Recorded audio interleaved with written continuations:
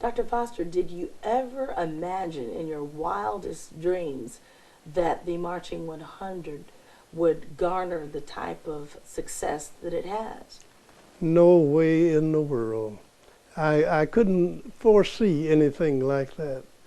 In other words, I guess I had the blindfolds on and I was just trying to implement things that were leading to an improvement of the performance of the marching band, and to do things that would bring excitement and activity, and as I said before, the whole business of relevancy was very much involved. Let's fast forward a little bit from the 40s and 50s and 60s to the 70s and the 80s and beyond, when the music definitely started to change. We heard more about the rap sensations that moved onto the scene, and that required a different kind of choreography, a different kind of music score that would be written. And I know that the maestro, Lindsay Sargent, came on board and joined you, and Dr. Julian White and Mr. Charles Bing and some of the other legends who worked with you.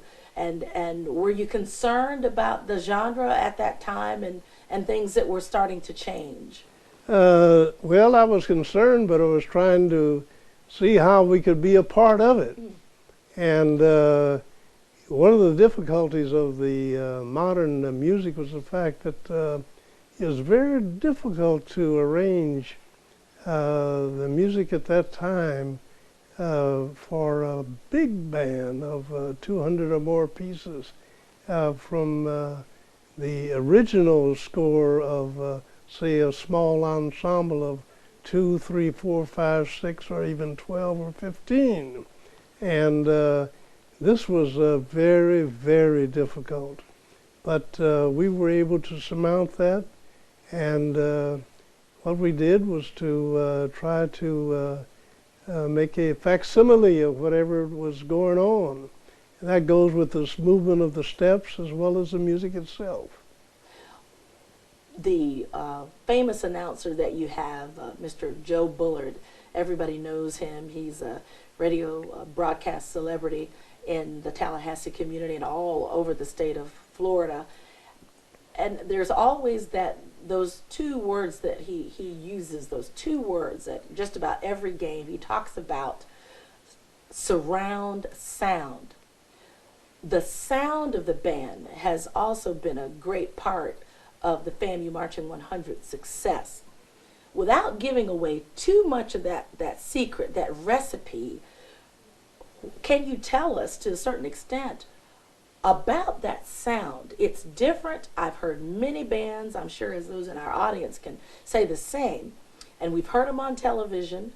We've heard those from black and white institutions, but there's something about the sound of the Marching 100 and now other bands that are HBCU oriented that have that sound. It's a wholesome, rich sound. What is it? Is it because of the brass that you have, or what is it?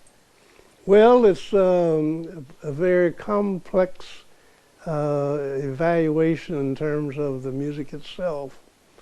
One of the things that I found that was very essential, and that is that we attempted to have one line of melody. We also had tried to have a second line of counter melody, and then we had to have other lines that would complement that in terms of harmonic compositions, in terms of background music.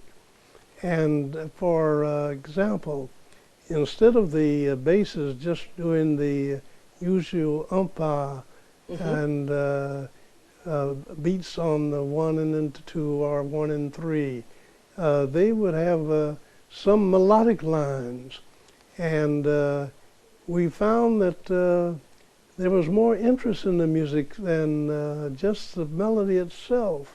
We had the counter melody, which was very strong. Also, the rhythmic background was a very excellent complementary to the music itself. And we began to experiment. That's all that it was, experiment. And as we moved along, we found that people were, they were impressed. Very. And they were interested. And especially the band members, they sort of ate it up. And we went from one step to the other. Well, tell me about recruiting. I was gonna say, you can just you can pick up there. Talk about after this question. Talk about the Super Bowls. Yeah, I'm getting there. Okay. You told me I had 30 minutes to Okay, fill. okay, go So ahead. I'm sorry. I'm getting there. I haven't forgotten it. I'm going to talk about when they started to travel abroad. Okay. And Bastille Day and all of the, I'm getting there. Okay. I haven't forgotten. Dr. Foster, it's just building. Okay. Jeff, just building. All right. Dr. Foster, one thing about the HBCU band experience that we're seeing now is the new concept, or relatively new concept, of dancing girls at the football games. And now this may be a rumor, and I want you to clarify that, but there was a rumor that circulated around campus that William P. Foster just didn't have this thing for dancing girls, that William P. Foster believed that FAMU was in and of itself distinguished to the point that you did not need dancing girls. If that is not true, please dispel that belief that still remains on campus. And if it is true, clarify that. I'll be glad to clarify that. It is my very strong opinion that dancing girls and some of the movements that go on in the field have no place. And therefore, I think that's burlesque. And I just can't bend myself to go along with it. And therefore, we bypass that. And all the movements that we do in dance routine, the band members do it themselves, and also we play our instruments while we're doing the routine. We don't put the instruments on the ground and do the steps, but we do that while we're playing with the instruments themselves. And we just don't have a feeling that the dancing girls have any role so far as the burlesque feature of a halftime show before the public. Even though you are retired, and I know you still have a watchful eye over this program, if for some reason that ever happened, do you think Dr. William P. Foster would truly be heartbroken to see that happen at Florida A&M? Well, I don't know. I guess I would move along with the times. Okay. And, it wouldn't be a pleasant thing for me, but I probably would accept it. Okay, but at least you're